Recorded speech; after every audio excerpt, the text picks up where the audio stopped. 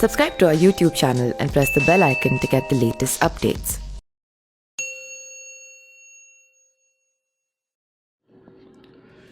UP विधानसभा चुनाव के बाद गरमाया आजम खां की उपेक्षा का प्रकरण अब शांत। इस मुद्दे को शिवपाल यादव ने उछाला था और इससे सपा पर तो दबाव बन गया, पर शिवपाल यादव को क्या हासिल हुआ यह उनके आगे के फैसले व बयान से जाहिर हो रहा है।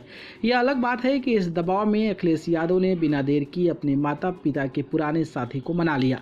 आजम खां के निकट के लोग विधान परिषद व राज्यसभा में टिकट पा गए। फिलहाल किसी मोर्चे व गठजोड़ की उम्मीद छोड़ते हुए शिवपाल यादव ने इसलिए कहा कि उनके निर्णय लेने में अभी वक्त लगेगा। साथ ही यह भी जोड़ा कि समाजवादी पार्टी ने उनके साथ विश्वासघात किया है। दिलचस्प यह है कि समाजवादी पार्टी के विधायक शिवपाल सिंह यादव अब अकेले चुनाव लड़ने व अपने पार्टी को मजबूती देने में लगे हुए हैं। असल में बदले हालात में शिवपाल की वह उम्मीदें आजम खां से पूरी होती नहीं दिख रही है जो उन्होंने आजम खां के जेल से बाहर आते वक्त दिखाई थी।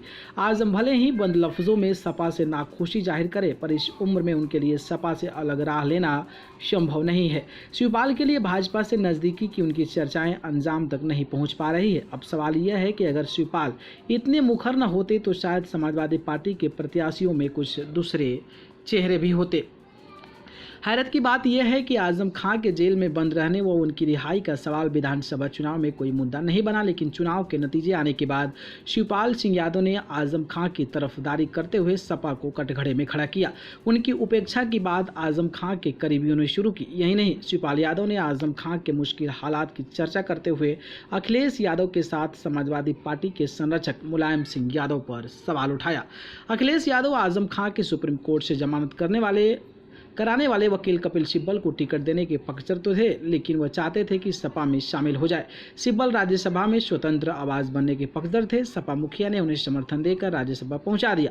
यही नहीं, सपा अध्यक्ष ने राज्यसभा का दूसरा टिकट आजम खां के नजदीकी जावेद अली को दिया। विधान परिषद में सपा ने जिन दो मुस्लिम को टिकट दिया वे भी आजम खान के करीबी हैं, लेकिन इससे फायदा शिवपाल सिंह यादव को कुछ भी नहीं हुआ। न्यूज़ रूम से न्यूज़ लाइव की रिपोर्ट।